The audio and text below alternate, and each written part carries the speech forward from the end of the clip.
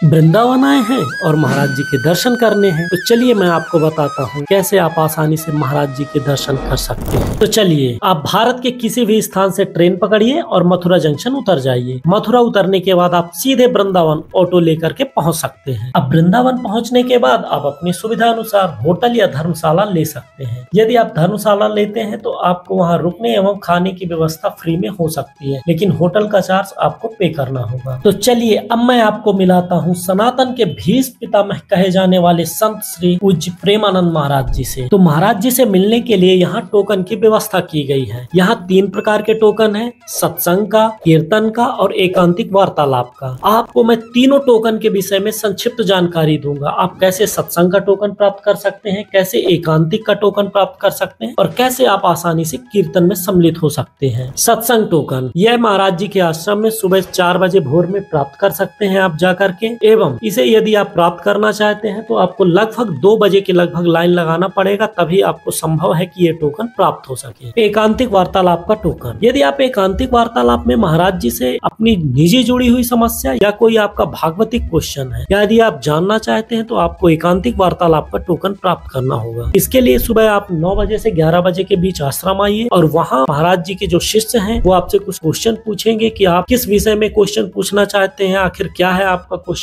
यदि आप उनको संतुष्ट कर देते हैं, उन्हें लगता है कि आपका क्वेश्चन वाकई में भागवतिक क्वेश्चन है, लाखों लोगों का जुड़ा हुआ क्वेश्चन है, तो महाराज जी से आपका एकांतिक वार्तालाप में क्वेश्चन पूछने का आपको अवसर दिया जाता है। आप वहां जाइए और महाराज जी आपके क्वेश्चन का जवाब बहुत ही आसानी से, बहुत ही सरलता पूर्वक दे देंगे। टोकन ले लिया, अब बारी है महाराज जी के दर्शन की। तो चलिए मैं आपको बताता हूँ। महाराज जी चूंकि परिक्रमा मार्ग में परिक्रमा करते हुए कैलीकुंज आश्रम रात के 2:30 से 3 बजे के बीच पहुँचते हैं। तो आपको क्या करना है कि आप सबसे पहले वृंदावन में रात्रि के 1 से 2 बजे के बीच में परिक्रमा मार्ग आ जाइए और परिक्रमा मार्ग में आकर के कैलीकुंज आश्रम में सड़क के किनारे जो उनकी व्यवस्था है उसका पालन करते हुए आप एक जगह खड़े हो जाइए और इंतजार करिए कि जब महाराज जी आते हैं तो उनका पहले दर्शन करिए। और दर्शन करने के बाद जब महाराज जी कैलीकुंज आश्रम में प्रवेश कर जाते हैं तो उनके मेन गेट के जस्ट बगल में लेफ्ट हैंड में पुरुष लोगों के लिए एवं राइट हैंड में महिलाओं के लिए लाइन लगती है, जिससे कि आप टोकन प्राप्त करते हैं। इस बात का विशेष ध्यान रखिएगा कि जो रात्रि का टोकन आपको 2 बजे लाइन के माध्यम से दिया जा रहा है उसमें सिर्फ आप सत्संग का ही टोकन ले सकते हैं। यहाँ आपको एकांतिक वार्तालाप के लिए टोकन देने की कोई भी सुविधा नहीं होगी। सत्संग में आप किसी भी प्रकार का क्वेश्चन नहीं पूछ सकते महाराज जी से। सत्संग 4 से 5 बजे के बीच चलता है और 1 घंटे सिर्फ महाराज जी आपको किसी भी एक अच्छे टॉपिक में आपको सत्संग सुनाएंगे, एक अच्छी बातें बताएंगे, जिससे कि आप जिंदगी में मोटिवेट हो सकते हैं। तो सत्संग का टोकन यदि आप प्राप्त करते हैं तो आप क्वेश्चन नहीं पूछ सकते हैं, लेकिन यदि आप कोई भी क्वेश्चन पूछना चाहते हैं उसके लिए आपको जाना होगा एकांतिक वार्तालाप।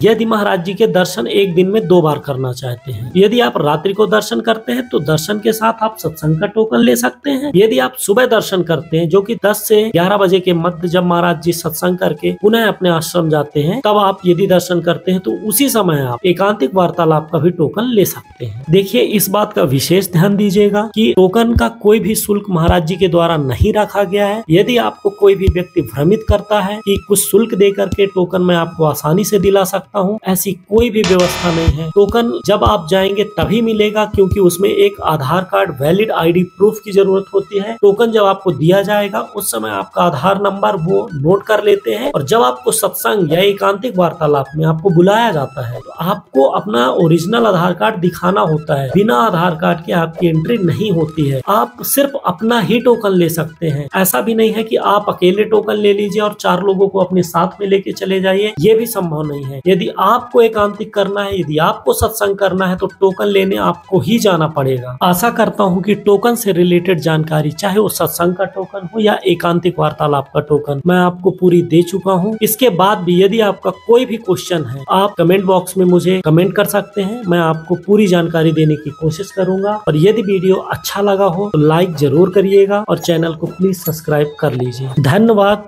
राधे राधे।